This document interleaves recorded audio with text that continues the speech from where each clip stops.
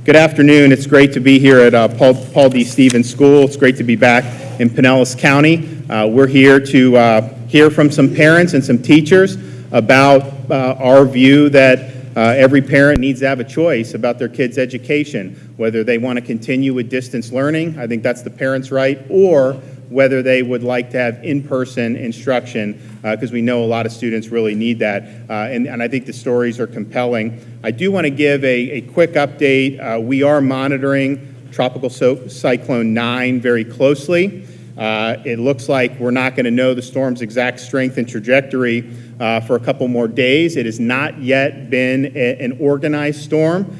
We have not seen the organization, which obviously is going to tell you a little bit more about the severity and the direction. It is going to be passing over potentially a lot more land, which could potentially break it up as well. So it's very uncertain. I know they have different cones now that are out there. We still are not at the point where we really could, I think, credibly anticipate a trajectory, but I do think it is possible that there are impacts in the state of Florida, and we see those impacts as anywhere from kind of severe storms all the way up to potential hurricane. So people just need to have their hurricane plan. They need to secure 7 days worth of supplies, food, water, and medicine, just like you're told to do at the beginning of hurricane season. Listen to your local officials and go visit floridadisaster.org/get-a-plan for more information on how to prepare. But we'll be watching this very closely, and we'll be providing updates as the situation requires. I'm glad to be here. I want to thank Principal Debbie Thornton and the other education professionals here in the Pinellas County School District. I want to thank Dr. Mike Grego for his great leadership of a great school system here in Pinellas County. We know that education changed dramatically with the advent of COVID-19 in mid-March. Parents and their children were in a different situation than they had been and than their routines had been. We had 2.9 million public school students throughout the state of Florida having to continue their school year from home. They didn't have their interaction with the classmates. They didn't have access to the same extracurricular activities. They didn't have access to sports, and obviously they didn't have the face-to-face interaction with their teachers. And for many parents, it meant having to learn how to be a teacher and a daytime chaperone while also continuing to do things like earn a living, which many of our parents obviously need to do. And so this really created big changes throughout so many households in the state of Florida. I think Floridians handled that era of distance learning very well under the circumstances. It's not easy to transition almost on a dime, because we went from the first week and a half of March saying just make sure you cover your nose when you sneeze, to then going in a situation where you saw businesses closing, employees being laid off, and schools going to distance. So it's not like they had a huge amount of lead time, and the teachers and the schools, they had to adapt. And I think that they did a great job. I think our performance in distance was better than most other states, I would say. But at the same time, we just have to realize that there are limitations when it comes to distance learning, and particularly when you're talking about school children that have special needs, because that face-to-face interaction is vital for their nourishment and for their well-being. So we do believe fundamentally in providing parents with the choice, and that choice can be to continue with distance learning or choose to go back into the classroom where your students can get face-to-face instruction. This makes it more difficult on people like Dr. Grego and on some of the administrators, because you don't have a uniform setup.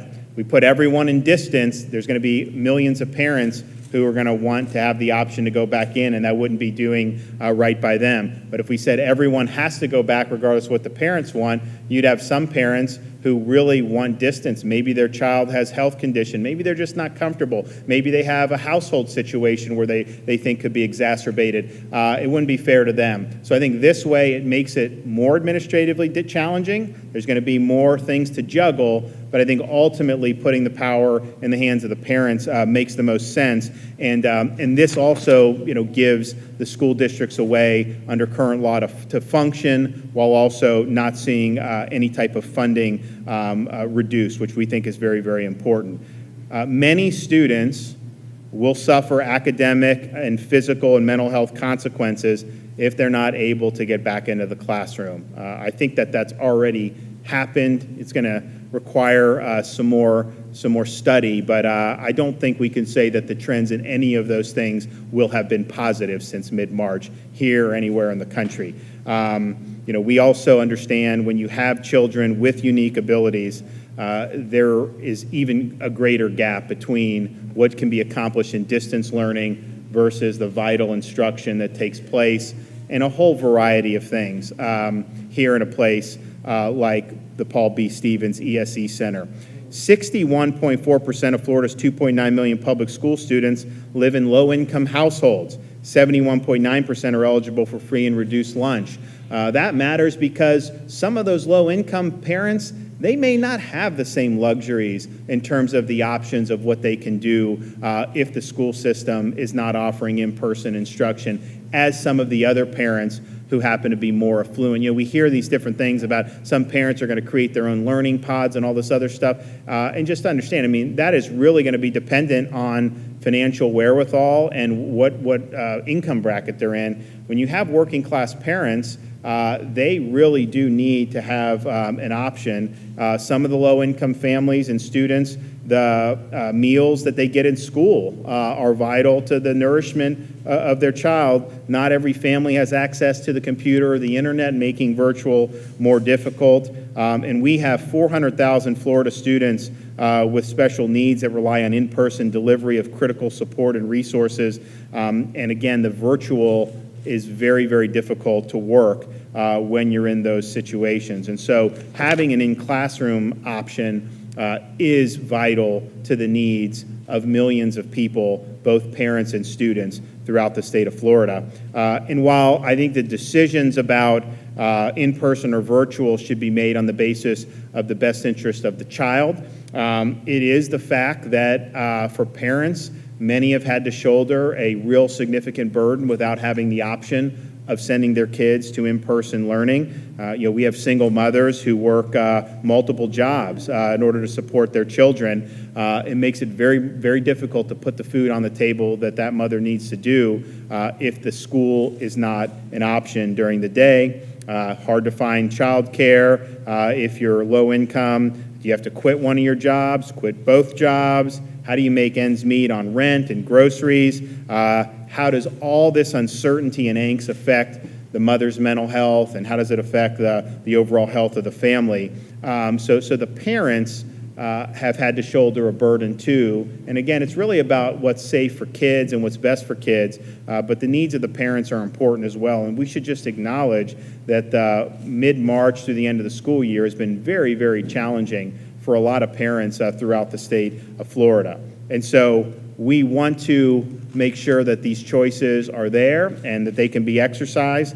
We're not going to force any parent to put their child in in-person instruction if they don't feel that that's the right thing to do. We're having Commissioner Corcoran and school districts working together to provide innovative instruction arrangements so that students learning remotely have the best possible opportunity to succeed. I also think every accommodation should be made for any employee. Certainly, the state's guidelines on employment writ large, not just including education, is that anybody who's in a vulnerable category, whether it be through age or health condition to the coronavirus, has to have special accommodations made, and that may mean some teachers, need to teach remotely. And I think that we should give wide latitude on that. And if there are teachers that just aren't comfortable doing it, let's just make do with what we have and get the folks back in the classroom who are comfortable being there. But again, I don't think it should be anything where you're like ordering everyone to do X, Y, and Z. Let's just work through this as best that we can. But I also understand that this is something that in a big, diverse state, the way this is implemented is going to vary across the different regions of the state. And so school districts really are in charge of some of these key issues. For example, I said last week, look, if you need to delay the year by a couple weeks. I'm not telling you what you have to start here or there. Make sure you have all your ducks in a row. Much rather have a successful school year if it's a couple weeks late than kind of go into it and not be ready to handle the situations that may develop. So we really, really, support the school district's making those decisions based on the best interest of the students, and want to continue to do that. And we also understand, we have different postures of this epidemic in different parts of the state. Pinellas, I think, if you look at the indicators, is probably heading in a better direction. I think if you look at the ED visits peaking the end of June for COVID-like illnesses, and then you've seen a decline in hospitalized COVID patients, as well as a decline in the positivity, where they've been, I think, under 10% for much of the last 2 weeks. That is a better trend than some other places. Not that Miami-Dade is trending wrong. They're kind of, they're trending down, but it's slower. So you understand that, and you understand that those are considerations that people are going to make. But safety is paramount. I've said my daughter's 3, my son's 2, and my youngest daughter's 4 months, so they're not school age yet.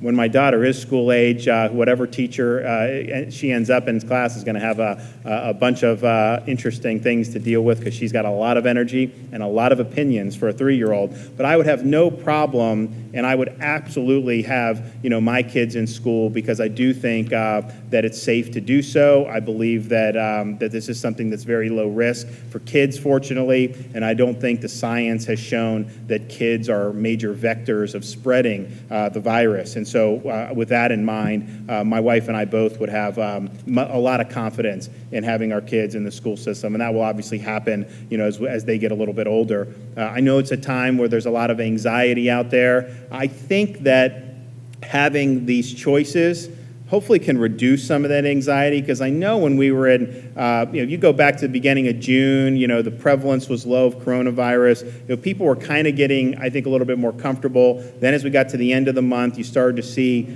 prevalence increase, and as we got into July, you saw, these positive tests, and I think people got apprehensive, and a lot of parents are like, what does this mean, for the school year? And I think there was apprehension about some parents, well, I need to have kids at school, or some saying, I may not be comfortable. So I think doing the choice option that we're advocating, I think hopefully will reduce some anxiety among so many families about the school year, to understand that you're going to have a meaningful choice, and you really need to do what you think is best for yourself, your kids, and your family. And government, I don't think, is in the best position to be able to make that on your behalf. So I think this has been extremely challenging circumstances. But I must say, the folks, who've worked in our school systems, whether you have superintendents like Dr. Grego, the teachers, having to really innovate and change very quickly, I think that they've done a really good job. There's nothing that can be done remotely to continue kind of the performance with in-person. There is going to be a drop-off, but I really think that because of the tireless efforts that Florida mitigated some of the learning gap that we've seen develop in some other areas. I mean, Richard and I were talking, there's some major parts of the country that went virtual, and you have like huge percentages of students never logged on once since mid-March. And you just wonder, like, what's that going to mean, as we go months and years ahead? That's going to be very difficult to put that genie back in the bottle. So I think under very difficult circumstances, we've had so many people really step up to the plate and perform well. So from the governor's office and on behalf of the Commissioner of Education, thank you. We know that it's going to continue to be a challenging time. It's not going to be like the opening of school a year ago, because we're just in different circumstances. But I'm confident that the same ingenuity and know-how spirit that you applied in mid-March, you apply to the upcoming school year, and we're going to be able to give our kids the opportunities that I know we all want. We're going to let Richard say a few things, and then we'll hear from we've got a great group of folks here. We've got some parents, we've got some teachers, obviously we've got the principal, we've got the head of the Central Florida Urban League that I think can really provide some really good information about kind of where they're all coming from and their various positions. So Richard? Yeah, I just want to say that first and foremost, it's been a great partnership with our Department of Education and all the superintendents from around the state in coming up and collaborating and figuring out how do we move forward into the fall academic school year that's best for parents, best for teachers, and most importantly, best for students. And obviously, Dr. Grego is is one of my great counselors and oracles that I go to on a regular basis. But we came up with a great solution, I think, that gives complete flexibility, as the governor says. It empowers parents to make decisions what's best for their children. It protects teachers. It gives certainty in funding. All of the things that you would want to start a school year are now available through the decisions we've made collaboratively with the superintendent. I also want to echo that one of the things that, there's two paradigms. I think as every parent, I'm a parent, every parent wrestles, what's the risk of not sending my kid to school versus the risk of sending my kid to school? And parents have to wrestle with that and figure that out. And we had a great conversation today and with a bunch of parents and wrestling with those decisions. And certainly it's been a factor in our household. Obviously I have 6 children. All of them are in public school. All of my children will be going back to school in the fall. But I also have a mother-in-law and a brother-in-law who live right behind us, and both in very vulnerable situations. My mother-in-law obviously is elderly, and my brother-in-law is a adult with unique abilities. And so it's hard for all of us, but I've balanced both. With the kids, they're fine. I think they're going to be great going back to public school, go back to public school. But I also tell them I don't want you going over to Honey and Uncle Josh's because that's not safe for them. And so all of those are the decisions that everyone makes, and we wanted everyone to have that flexibility, to have that opportunity.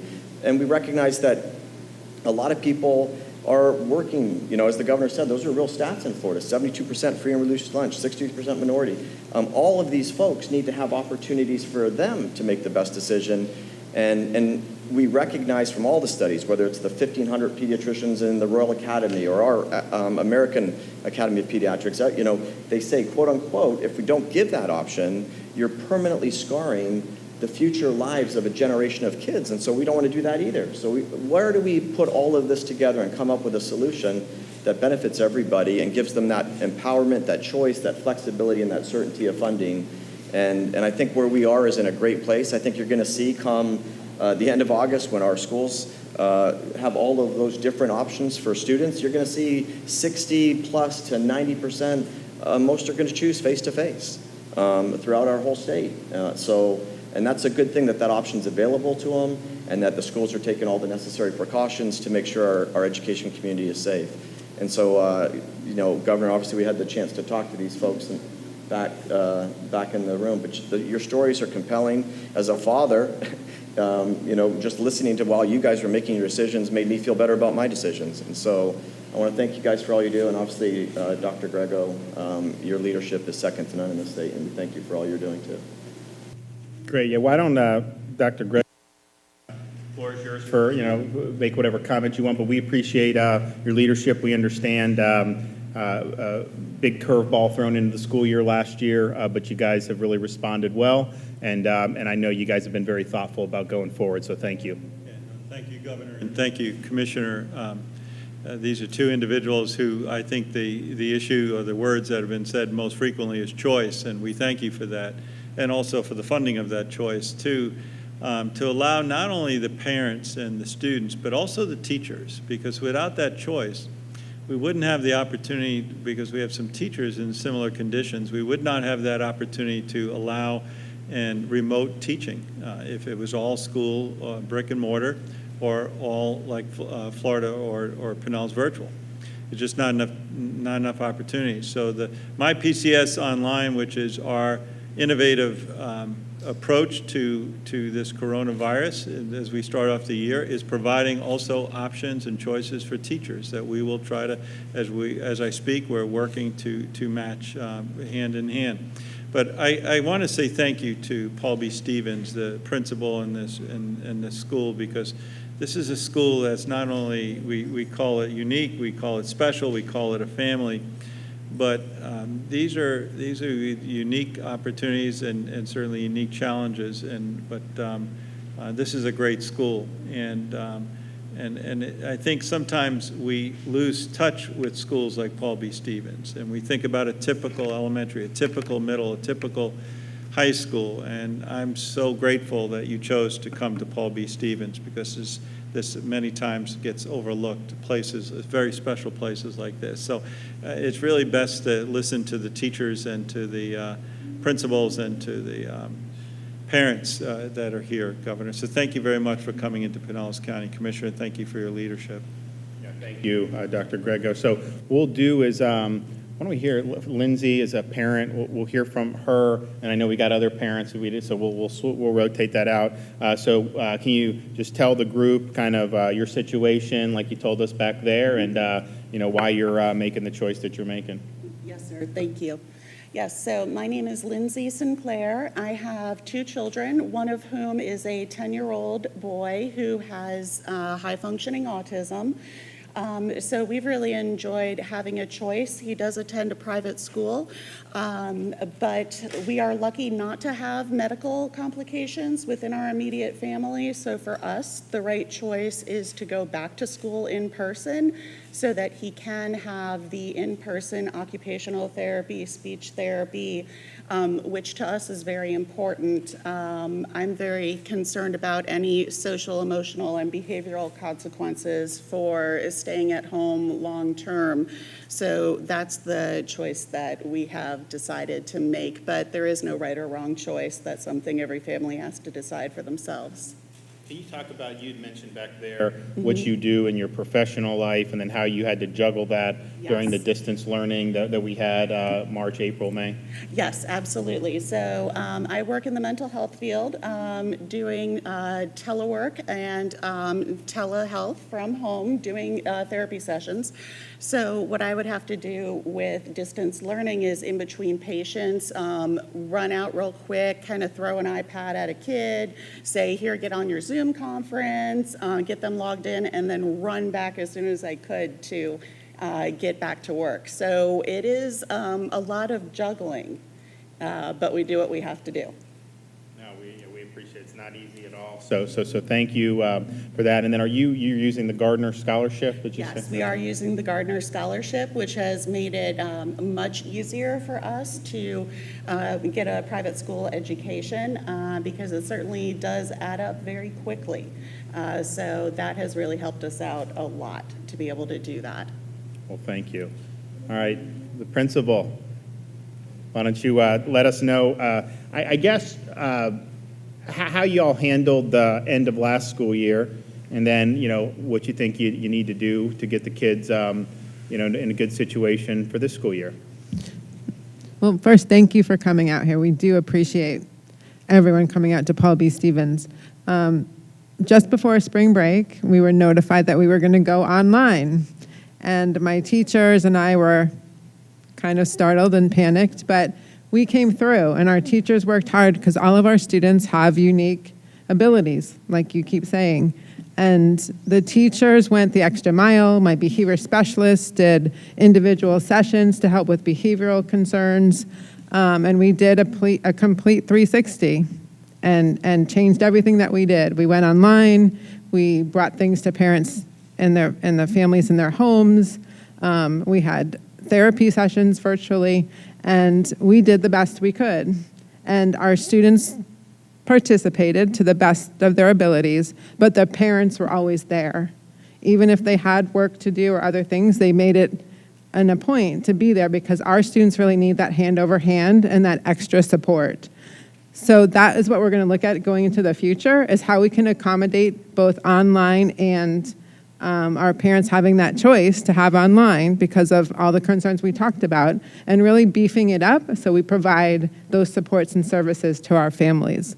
Coming back to school, we're going to do the same thing. It's important to make students our center, and that's what we're going to do. We're going to accommodate. We're going to make sure there's processes in place. I think we're ahead of the game because of the nature of our environment. We're forever cleaning and separating and making sure students have their own areas because of their sensory needs and different places they need to be out of their chairs, for instance. So we are making sure our classrooms are set up for success. Donna, did you maybe tell the folks kind of your background as a teacher, how long you've been here, how the online went for you, and whether you think there's a need to get the kids back in person? My name is Donna Kane. I've been a teacher here at Paul B. Stevens for 34 years. We are a school unlike any others. Our students are unlike any others. Our students require the highest level of support, which is why they are served in a center environment. The ratio of students to staff is very low, usually 3 to 1 or less. They require full assistance to engage in all learning activities throughout the day. So when we had to deliver the online virtual instruction, it was a very big challenge for our students. To make it meaningful and effective was very difficult. We gave it our all, we tried our best, but our students cannot participate without having that high level of support, which when they're home would be the parent or the caregiver. Most of our students receive therapies, speech, OT, PT, those hands-on therapies, very difficult to deliver online.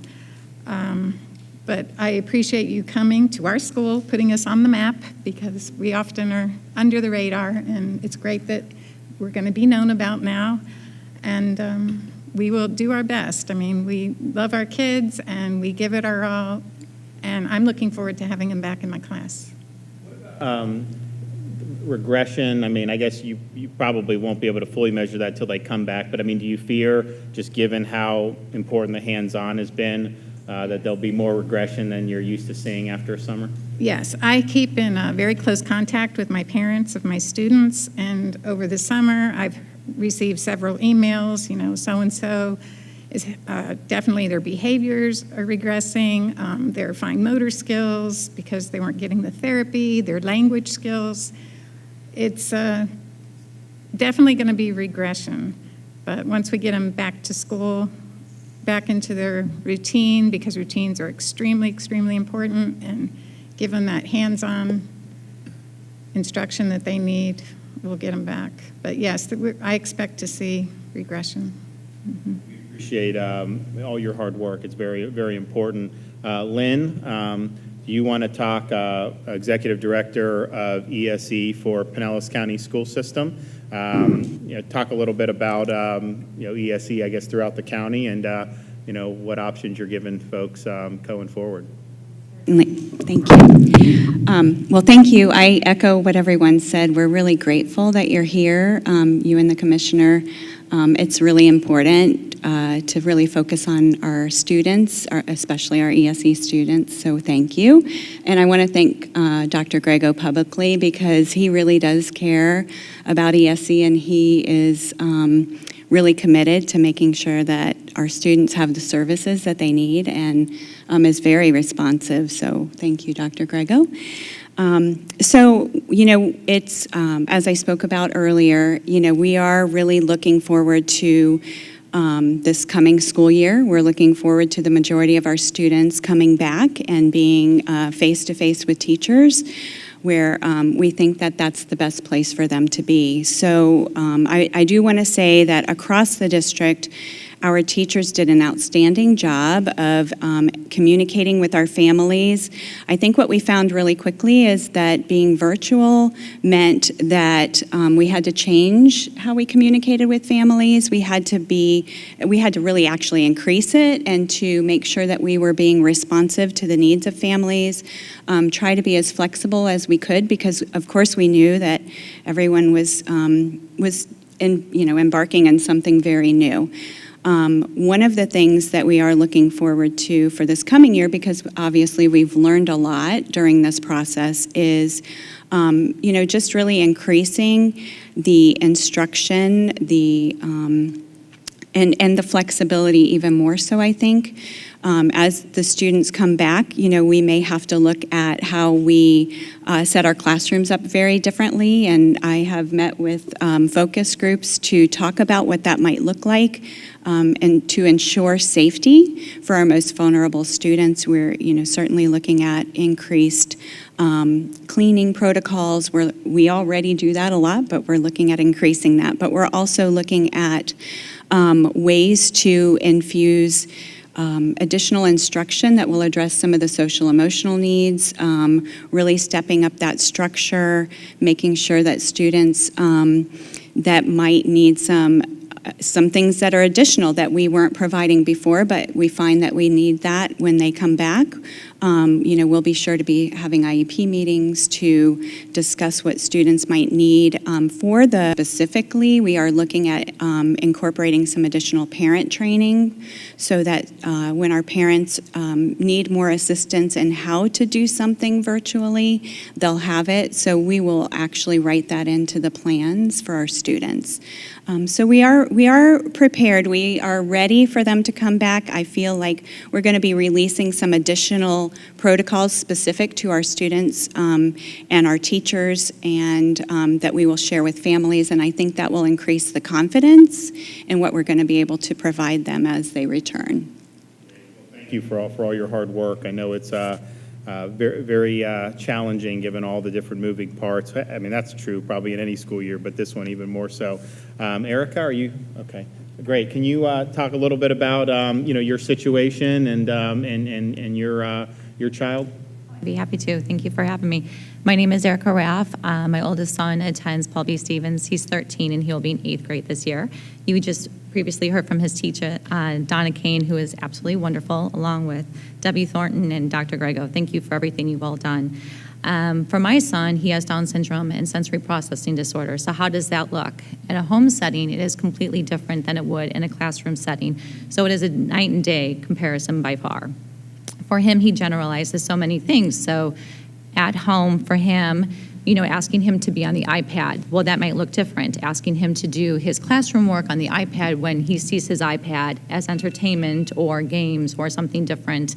It's just different to have to try to implement what is being asked to do his education, to go ahead and meet those needs. So we did well. We tried our best that we could with him, but like I said, it's definitely a night and day difference in comparison by large. For him, he has challenges with going out and being social in a public setting. There are a few things that he will enjoy entirely what to do, and school being one of the big ones is an absolute positive. It's a staple in his life that needs to be there. It's imperative for that to happen. For what we did at home for the online schooling, it is so hard to replicate what the teachers, with the aides, with the support, with the therapies do in a home setting. You just can't do that. So for us, the face-to-face and returning back to school definitely is a wise choice for us, and he is looking forward to it. We're looking forward to seeing all the teachers and everyone as well. Can you tell me what you do? I'm an at-home pediatric home health care nurse, excuse me. So just having the option as a parent to be able, there's some place around the country that said we're just doing virtual for the whole semester. We obviously, want parents to have that option, but also someone like you to go in. If there were just only virtual, what would that mean for your child if he wasn't able to get back in the classroom, say, until like January? If virtual was our only option, I don't think it would be a very good option at all. I would see it as a negative. It's basically, I think for every family, they have their comfort level. For our family, it would not be a positive thing for our son, Jimmy, at all. That is not how he learns. He learns on so many scales. He's a visual learner, but he also has the sensory component that accompanies that. So, there are so many things that have to go along with his education in order for him to be regulated, for him to accept what he is willing to receive. Otherwise, we are just going through the motions, and that's not what we're trying to do. That's not what we're trying to accomplish. That's not how you educate a child, and that's not how you meet their needs. Thank you. Joyce, can you talk a little bit about, what you do here at the school and your family situation and the need to have folks, have that face-to-face? My name is Joy Vitrelli. This is my daughter, Victoria Vitrelli, who's actually a graduate of Paul B. Stevens. I am thrilled that we will be going back to school and that I'll be back in the classroom. I'm confident that the recommendations of all the officials have the students' best interests at heart, and not just their academic, but their health interests and their social emotional interests at heart. I think one of the things that maybe gets overlooked is that this is such a safe environment for our children. We have unfortunately experienced that outside of school can be a very unsafe environment. My daughter has been a personal victim of that. And I want to have my students back here because I'm not just their educator, I'm their protector, and I'm their caregiver, and I partner with their families. We have an IEP team, and that's not just the professionals who are here, that's the family as well. And we need to have our kids back at school, our students, so that we can help and support the families in ensuring not only the academic success of their children, but also to make sure that they're safe and to provide them with care and to be another set of eyes on them, to make a commitment to them that we're here for them, to take care of them educationally and just to keep them safe. All of the parents who come to me when I have their students, the one thing I'll tell them is, okay, I might not be able to teach them to make a 3D shape from a 2D net, but when they're in my classroom, I will keep them safe because I know how important that is for parents. And I think that parents really need to be confident that when their students come back to here, with their principal, Deb Thornton's leadership and everybody else's, that they will be safe here. And I believe that that's true across the board. And I'm very grateful that everyone has taken the time to meet here today and let people share their experiences and their viewpoints. And I do believe it's time to get the kids back in school. And I think if for nothing else, there is a very strong safety component to that, to make sure that these kids are safe as well as that they're educated. And thank you for your time. Thank you for your service. We really appreciate it. Glenn Gilzine is the president or the head of the Urban League of Central Florida. Glenn was on the Pinellas County School Board when they hired the great superintendent here. What was that, 8 years ago? So Glenn's got the great roots here in Pinellas County. So can you talk about just from like your perspective? I know you have a lot of families that you talk about. I know you guys service a lot of lower income families, about the need to give them a choice about whether to send their kid, keep virtual, or give them the option to go in person. Absolutely. And on behalf of the Florida Consortium of Urban Leagues, Governor, thank you for your leadership. Commissioner and Superintendent, thank you for your commitment to our babies. We see it and we know it. So the Urban League was founded 110 years ago on the premise of helping African Americans who moved from the segregated South to the North to compete for the opportunities that exist there, just to come to find out that racism has no boundaries. So one of the old sayings is that if you give a man a fish, he eats for a day, but if you teach a man a fish, he eats for a lifetime. And that's what the Urban League mission is all about. I think about my mom. If she had to provide not only for myself and my 4 other siblings who dropped out of high school, if she had to try and provide for us and teach at the same time, I think it would be virtually impossible. But I do remember what she said to me. She said, "Baby, ain't nobody gonna hire you if you can't read, and ain't nobody gonna invest in you if you have no experience." So what our Urban League has done is revamped our mission statement to focus on the 3 E's: education, employment, and entrepreneurship. So you see, in the Black community, there's 2 major anchors: the Black business and the school. And without the school, how are our students going to achieve the emotional, social, and more importantly, the nutritional supports that a school brings? That's why we truly advocate that we have to have our schools open. And in some cases, the school is the most safest place, as this parent just mentioned earlier, as it relates to our community. CNBC just recently announced that, and also CBS News, that 40% of all Black businesses will close, either have already closed or will close due to COVID-19. So I've already told you one anchor. If we let go of the other anchor, you're basically saying game over for our community. And as a former school board member, I'm asking you, please, to open our schools safely. Groups like the NAACP and the Urban League, which are civil rights organizations, we can rebuild Black businesses.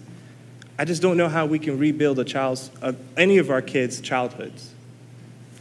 No, thank you. I think that's very compelling. And these students here, I think, and I think the testimony has been very compelling about when you're have the students that have the unique abilities, just how vital it is, how safe, this is where they're safe. These are the types, these folks, these teachers keep them safe. They know how to be there for them. So they get the emotional support, all the different types of supports, in addition to just the basic education that's so vital. And you just lose that, much of that when you have a distance learning situation. And so we appreciate, what you do here, Principal Thornton, so thank you. Does anyone else have anything to add about what we need to worry about going forward, or the opportunities going forward? I mean, I think you guys were all really, really good. I enjoyed the roundtable back there. I'm glad some of the other